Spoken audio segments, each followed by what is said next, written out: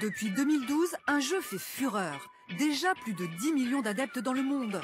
Il réunit justement tout ce que nous recherchons, la convivialité et la compétition. C'est une guerre de territoire, mais modernisée et qui se joue à l'échelle d'une ville.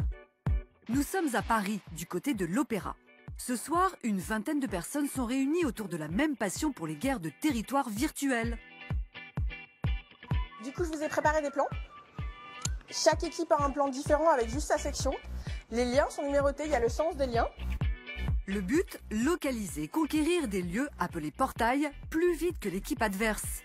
Si le principe n'est pas nouveau, désormais les smartphones ont remplacé les épées de bois et la géolocalisation fait office de boussole. C'est un jeu qui est basé sur la position GPS de son téléphone ou sa tablette. Donc le principe, c'est une carte qui est comme une carte de GPS, mais qui en fait est le lieu d'un jeu. Armés de leur téléphone portable, les joueurs se déplacent à la recherche de monuments, de magasins ou de façades d'immeubles à conquérir. Démonstration avec Sandrine et son équipe.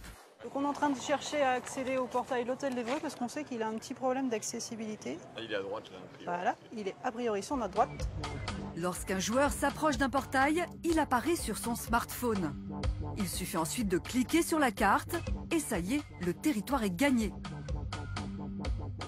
Donc là, on va relier la poste à Hôtel d'Evreux. Donc j'appuie sur Link et je cherche Hôtel d'Evreux. Mais pourquoi cette version moderne du jeu de conquête rencontre-t-elle autant de succès? On inscrit le réel dans une histoire qui, elle, est virtuelle, mais qui va donner une dimension d'aventure à votre vie quotidienne. Et donc ça redynamise un peu le parcours quotidien un peu bêta qu'on peut faire pour aller au travail, par exemple. Ça donne une autre dimension au jeu vidéo.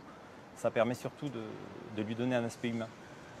Ça, on sort de son salon, on va dans la rue, on voit des gens et on s'en fait souvent des amis.